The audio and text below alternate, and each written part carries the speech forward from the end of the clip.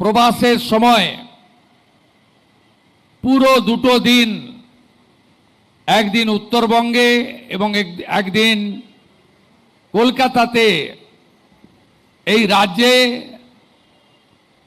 Police এবং পুলিশের বিভিন্ন বিভাগকে আরও কি করে গতিশীল করা যায়, আধুনিক করা যায়, তার প্রত্যেকটা বিন্দু নিয়ে আলোচনা এবং সিদ্ধান্ত নিয়েছেন। আমরা যদি পুলিশের সংখ্যা নিয়ে রিভিউ করি তাহলে দেখব যে যেখানে ভারতবর্ষে জনসংখ্যায় পুলিশ রয়েছে গড়ে প্রতি লক্ষে 155 জন, আমাদের রাজ্যে পুলিশ আছে 106 জন। এক্ষেত্রে আমরা উত্তরপ্রদেশের বর্তমান মুখ্যমন্ত্রী যোগী আদিত্যনাথজির নেতৃত্বে যে সরকার পরিচালিত হচ্ছে তাদেরকে আমরা অনুসরণ করতে পারি, যেখানে লক্ষে 200 জন করে পুলিশ কর্মী উত্তরপ্রদেশে আছে। আগামী কয়েক বছর পর্যায়ক্রমে 1 লক্ষ নতুন পুলিশ কর্মী নিয়োগ হবে।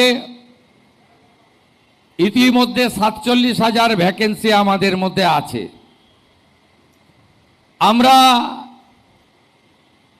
ওবিসির যে জট সেটা কাটিয়ে উঠতে পেরেছি বিধানসভার বিল এনে, এবং সুপ্রিম কোর্ট থেকে পশ্চিমবঙ্গ সরকার এক্সিট করে গেছে।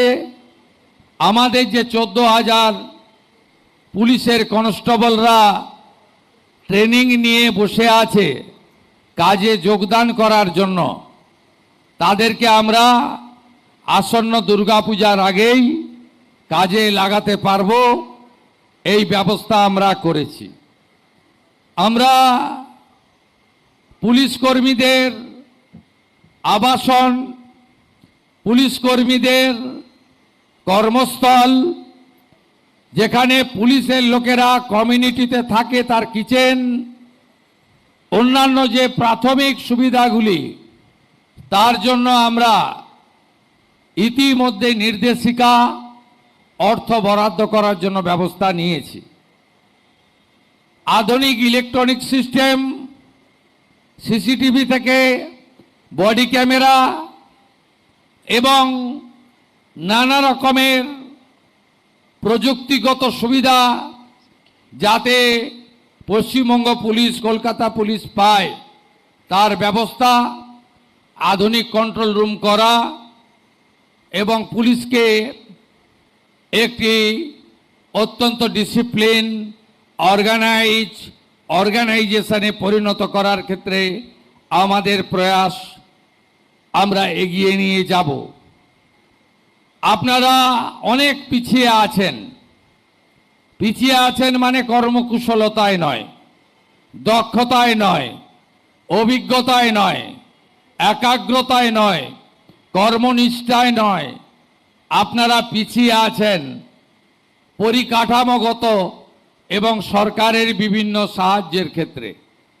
আমি মাননীয় ডিজিপি সাহেবকে বলেছিলাম, আপনাদের গাড়িগুলোর ইন্স্যুরেন্স থাকে না, অ্যাক্সিডেন্ট হলে পথচারী হোক, পুলিশ কর্মী হোক, কোনো ইন্স্যুরেন্স বেনিফিট পায় না।